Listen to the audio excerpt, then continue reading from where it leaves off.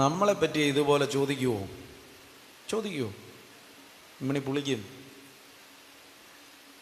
എന്നിട്ട് ഈ പിശാച് ദൈവത്തിൻ്റെ മുഖത്ത് നോക്കി വീണ്ടും പറയാണ് 11-ാമത്തെ വചനം.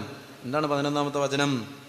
അവന്റെ സമ്പത്തിന്മേൽ കൈവച്ചാൽ അവൻ അങ്ങേ ദുഷിക്കുന്നത് കാണാം. 12-ാമത്തെ വചനം. കർത്താവ് സാത്താനോട് പറഞ്ഞു അവനുള്ള സകലത്തിന്മേലും ഞാൻ നിനക്ക് അധികാരം നൽകുന്നു. എന്നാൽ അവനെ മാത്രം ഉപദ്രവിക്കരുത്. അവന്റെ ജീവനെ മാത്രം ഉപദ്രവിക്കരുത്. ഹല്ലേലൂയ. ഇങ്ങനെ നിരവധി തവണ 3-4 തവണ ദൈവത്തിന്റെ മുമ്പിൽ വന്ന് പിശാച് വാദിച്ചു പോവുകയാണ്. സമ്പത്തിന്മേലൊന്ന് കൈവച്ചാൽ അവൻ നിന്നെ ദുഷിക്കും കർത്താവേ. നിങ്ങളൊന്ന് ആലോചിച്ച് നോക്കിക്കേ, എത്ര വയസ്സുണ്ട് നിങ്ങൾക്ക്? നിങ്ങളുടെ ഓരോരുത്തരുടെയും പ്രായം, അച്ഛൻ്റെ പ്രായം 36 വയസ്സാണ്. 36 വയസ്സുണ്ട് അച്ഛന്. നിങ്ങളുടെ ഓരോരുത്തരുടെയും പ്രായം നിങ്ങളൊന്ന് മനസ്സിൽ ഓർക്കുക. പിശാചിന് എത്ര വയസ്സുണ്ട്? പിശാചിന് നമ്മൾ മനസ്സിലാക്കി എടുക്കേണ്ടത് 6000 വർഷം പഴക്കമുണ്ട് ഇവന്.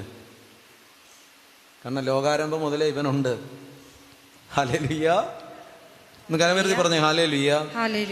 അച്ഛൻ്റെ ബലഹീനത എന്താണെന്ന് ആർക്കറിയാം? പിശാചിനറിയാം. ഏത് തരത്തിൽ പിടിച്ചാൽ ഞാൻ വീണു പോകുമെന്ന് പിശാചിനറിയാം. കാരണം നമ്മളെക്കാളും പ്രഗത്ഭരായിട്ടുള്ള അറിവും ജ്ഞാനവും ഉള്ള ആൾക്കാരെ വീഴ്ചിട്ടുള്ളവനാണ് ആര്? പിശാച്.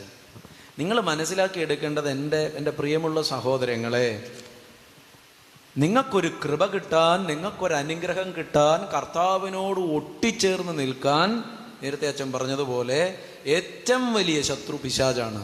നിങ്ങളുടെ ബലഹീനത എവിടെ തൊട്ടാൽ നിങ്ങൾ ദൈവത്തെ ദുഷിക്കുമെന്ന്, നിങ്ങളുടെ സമ്പത്തിലാണോ, നിങ്ങളുടെ ശരീരത്തിലാണോ, നിങ്ങൾക്ക് കൂട്ടിന് തന്നിട്ടുള്ളവരിലാണോ, ആരെ തൊട്ടാൽ നിങ്ങൾ ദൈവത്തിനെതിരെ മറുതലിച്ച് നിൽക്കും എന്ന് പിശാചിന് നന്നായി അറിയാം. ഇവനെ നമ്മൾ ടാക്കിൾ ചെയ്യണ്ടേ? ഈ പിശാചിന്റെ പ്രലോഭനത്തെ മറികടന്നു പോകാൻ തക്കവണ്ണം വിശ്വാസം നമുക്കുണ്ടാകണ്ടേ? Hallelujah, hallelujah. നേരത്തെ നമ്മൾ കണ്ട ഹെസക്കിയായ്ക്കും ഉണ്ടായിരുന്നു ഇതുപോലെ പ്രലോഭനങ്ങൾ. അതിനെയൊക്കെ തരണം ചെയ്ത് അതിജീവിച്ച് അവൻ ക്രിസ്തുവിനോടുള്ള വിശ്വാസത്താൽ, അതുകൊണ്ടാണ് മുൻഗാമികളെക്കാളും പിൻഗാമികളെക്കാളും വിശ്വസ്തനായി അവൻ ദൈവത്തോട് ഒട്ടി നിന്നു എന്ന വചനത്തിൽ നമ്മൾ വായിച്ചത്. ഹല്ലേലൂയ. കരമുയർത്തി പറഞ്ഞേ ഹല്ലേലൂയ. ഇതുപോലെ എൻ്റെ പ്രിയമുള്ള ദൈവമക്കളെ, സഹനങ്ങളിൽ അടിപതറാത്ത വിശ്വാസം നമുക്കുണ്ടായിരിക്കണം. റോമാക്കാർക്ക് എഴുതിയ ലേഖനം 8-ാം അധ്യായം 28-ാമത്തെ വചനം നിങ്ങൾ വായിക്കുമ്പോൾ മനസ്സിലാകും. നമ്മൾ കടന്നു പോകുന്ന ചില സഹനങ്ങളൊക്കെ, ദൈവം നമ്മുടെ ജീവിതത്തിൽ അനുവദിച്ചു തരുന്ന ചില സഹനങ്ങളൊക്കെ നമ്മുടെ നന്മയ്ക്ക് വേണ്ടിയാണ്. റോമാക്കാർക്ക് എഴുതിയ ലേഖനം 8-ാം അധ്യായം 28-ാമത്തെ വചനം വായിച്ചു കേൾക്കാം. ദൈവത്തെ സ്നേഹിക്കുന്നവർക്ക് അവിടുത്തെ പദ്ധതി അനുസരിച്ച് വിളിക്കപ്പെട്ടിരിക്കുന്നവർക്ക് അവിടുന്ന് സകലതും നന്മയ്ക്കായി പരിണമിപ്പിക്കുന്നു. ഇന്നത്തെ എൻ്റെ ജീവിതത്തിന്റെ സങ്കടങ്ങളും രോഗങ്ങളും ആകുലതകളും വിഷയങ്ങളും ഒക്കെ ഞാൻ എത്ര പ്രാർത്ഥിച്ചിട്ടും മാറുന്നില്ലെങ്കിൽ, ഞാൻ എൻ്റെ കർത്താവിനോട് ഒട്ടി നിന്നിട്ടും എന്നെ അവയൊന്നും വിട്ടുപോകുന്നില്ലെങ്കിൽ, ഞാൻ മനസ്സിലാക്കിയെടുക്കേണ്ടത്, ഞാൻ എൻ്റെ ദൈവത്തെ സ്നേഹിക്കുന്നത് കൊണ്ട്, എൻ്റെ ദൈവത്തോട് ചേർന്ന് നിന്ന് അവന് പ്രീതികരമായി ജീവിക്കുന്നത് കൊണ്ട്, എൻ്റെ നന്മയ്ക്കായി ഈ സഹനം എൻ്റെ കർത്താവ് ഉപയോഗിക്കുമെന്നാണ്. Hallelujah, hallelujah, hallelujah. നമ്മളൊക്കെ പ്രാർത്ഥനക്കാരാണ്, അല്ലെങ്കിൽ പ്രാർത്ഥനക്കാരികളാണ്. അങ്ങനെ തന്നെ നമ്മുടെ ഇടവക പള്ളിയിൽ നമ്മളെ കാണുമ്പോൾ ചിലരൊക്കെ വിളിക്കുമല്ലോ, ഓ അവൾ പ്രാർത്ഥനക്കാരിയാണ്, അവൾ എന്തോരം പ്രാർത്ഥനയാ, അവൻ പ്രാർത്ഥനക്കാരനാണ്. എൻ്റെ പ്രിയമുള്ള ദൈവമക്കളെ, രാവിലെ വെളുക്കുന്നിടം മുതൽ വൈകിട്ട് വരെ, അല്ലെങ്കിൽ ഉറങ്ങുന്നിടം വരെ ഇരുന്ന് കുത്തിയിരുന്ന് പ്രാർത്ഥിക്കുന്ന, പ്രാർത്ഥന ചൊല്ലി തീർക്കുന്ന പല വ്യക്തികളെ എനിക്കറിയാം. പക്ഷെ ജീവിതത്തിൽ ഒരു അഭിഷേകവും ഇല്ല. കാരണം എന്താ അറിയാമോ? വിശ്വാസമില്ലാതെ പ്രാർത്ഥിക്കുകയാണ്. കർത്താവിനോട് ഒട്ടി നിൽപ്പില്ല. ഉദാഹരണം അച്ഛൻ പറയാം.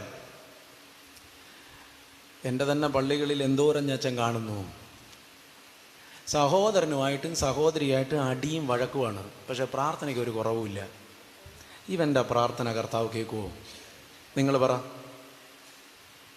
ഈ കൂട്ടത്തിലിരിക്കുന്ന അമ്മമാരെല്ലാം ചിന്തിക്കണം, എടാ മരുമോള് വീട്ടിലുണ്ട്, മരുമോളുമായിട്ട് അടിയും ബഹളവും വഴക്കും. നീ എത്ര ജപമാല ചൊല്ലിയാലും മാതാവ് പ്രീതിപ്പെടുവോ? പ്രീതിപ്പെടുവോ? ഇല്ല. ഭാര്യയ്ക്ക് സമാധാനം കൊടുക്കാത്ത ഭർത്താവ്, നീ എത്ര പള്ളി കയറി ഇറങ്ങി നടന്നാലും, നീ എത്ര പ്രാർത്ഥന രാവിലെ മുതൽ വൈകുന്നേരം വരെ ചൊല്ലി തീർത്താലും നിന്നിൽ കർത്താവ് പ്രസാദിക്കുവോ? പ്രസാദിക്കില്ല. Hallelujah, hallelujah. തെറി വിളിക്കുന്ന, മ്ലേച്ഛ വർത്തമാനങ്ങൾ പറയുന്ന, നാവെടുത്ത കുറ്റം മാത്രം പറയുന്ന ക്രിസ്ത്യാനി വലിയ വലിയ പ്രാർത്ഥനകൾ ചൊല്ലി തീർത്താൽ അവൻ്റെ പ്രാർത്ഥന കർത്താവ് കേൾക്കുവോ? കേൾക്കുവോ? കേൾക്കില്ല. ഇത് നമ്മൾ മനസ്സിലാക്കിയെടുക്കണം. ഹല്ലേലൂയ.